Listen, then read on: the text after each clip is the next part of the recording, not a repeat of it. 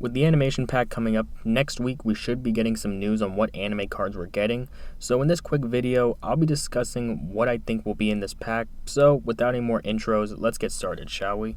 Okay, let's get the obvious out of the way. There are some cards people already know that will be in this pack.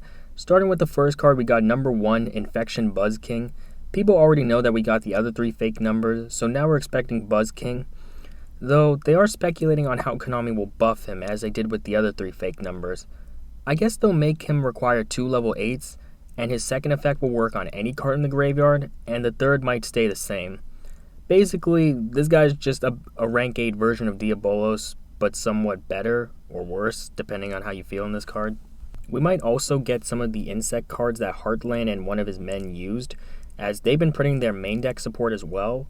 I just don't know which one we'll get. Last year they gave us the Cicada cards, so maybe we'll get the Mosquito cards, and then the year after we'll get Heartlands cards.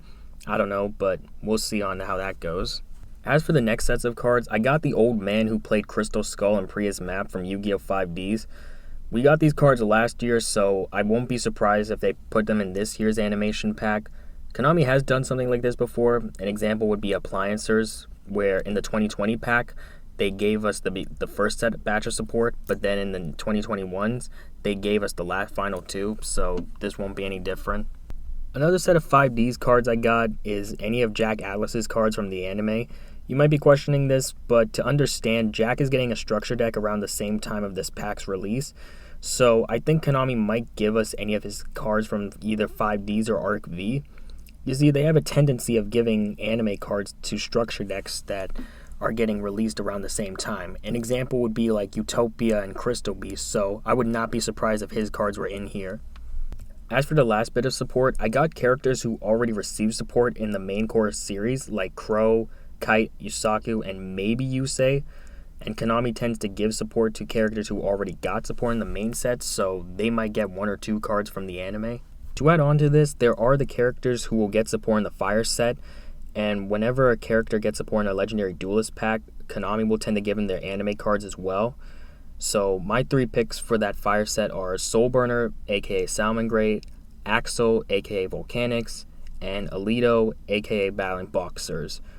They might get some of their anime cards, or maybe 2 of them will, or maybe 1 of them, who knows, but those are kind of my thoughts on characters who already got support, who will probably get support in this pack. Now let's move on to anime archetypes that were never given to us. First, I got Rain's archetype, since based off MBT's video on anime archetypes, most people really want the Rain's archetypes, and I can't blame them. They each looked interesting, some more than others, and honestly, I think we should have gotten some of them during the Rain's era. The 3 archetypes I got are Armatus Legio, Storm Riders, and Drones. I kind of already gave my full thoughts on these archetypes in my last video, and based off popularity, they seem like the most likely to get printed, unless Konami throws us a haymaker and gives us something like Topologina. Now, there is something different about this set, as usually there are 50 cards, but this year Konami made them 61, so we could have more rooms for archetypes like the Armor cards, Earthbound Servants, or I don't know, Konami could give support to older anime decks like Adagnister or something, but we'll see on that. I don't really know too much, but honestly, that's pretty much all I have to say on this topic. I know this video was pretty short and somewhat messed up, but I'm pretty busy this month, and I just wanted to let you guys know that in April, I'll be busy with exams, so I'll be AFK for this month, and I will be back with May with a lot more content, so be on the lookout. Thanks for sticking with me, and I'll see you later.